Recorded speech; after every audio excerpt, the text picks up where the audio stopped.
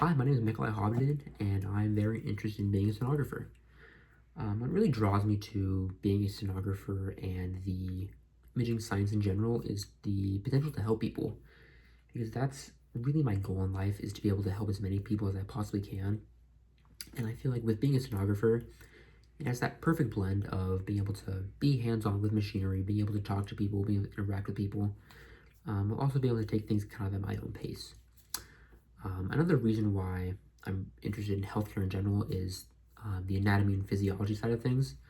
Um, it's just so fun for me to learn about how the body works and how um, small processes in the body all work together to make you.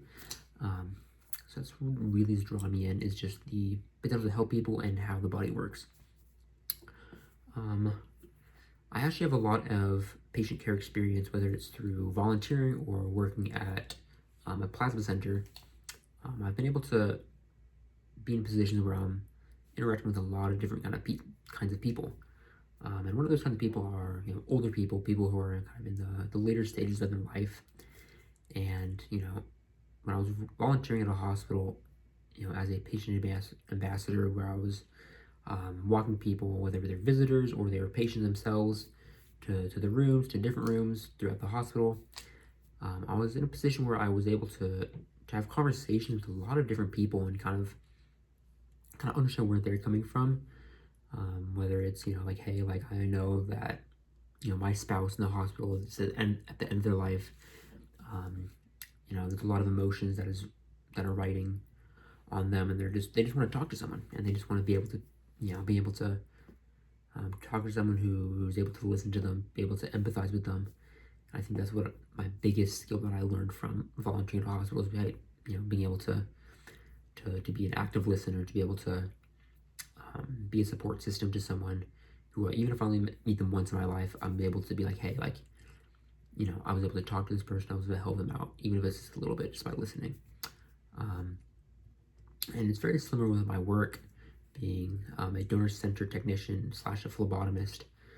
Um, being able to talk to a lot of people who are in very difficult stages of their life where they need to, um, whether it's like, hey, I have an eviction notice on my house, or like, hey, I have a car payment I need to pay down, or just in general, like, hey, I'm going through a stressful part of my life. And I think it's very, very important for me to be able to continue to hone my skills of being, a technically excellent person. Like, hey, I know how to operate this machinery. I know how to talk to these kind of people. I know how to interact with my coworkers and how to do anything perfectly in a clinical sense, but also be able to do things perfectly in just a sense of just talking to people, being a good people's person, being able to communicate with the donors or the patients or whoever it is, because that's a very, very important aspect of healthcare.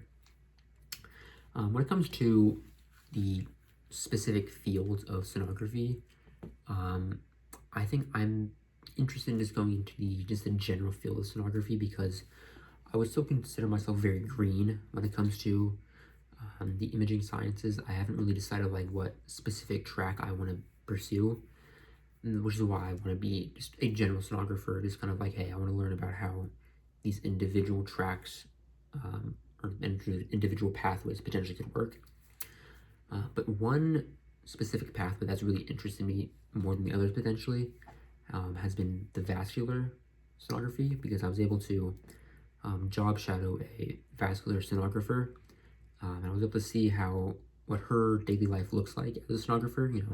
The different tests she's going to run, the different people she'll interact with, the different reports she's going to write, and it really, really made me just that little bit more interested in the field, is being able like this, just to see like, hey, this is what the life will look like on a daily basis, which is and it continues to draw me in like, hey, that's the life I want to live.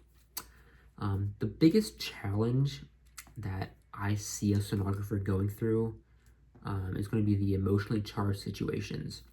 These are going to be situations where they're going to be dealing with someone who's very emotionally distressed, where they're maybe they're dealing with a deep vein thrombosis, or they're dealing with a tumor, or they're on dialysis. They're in a situation where like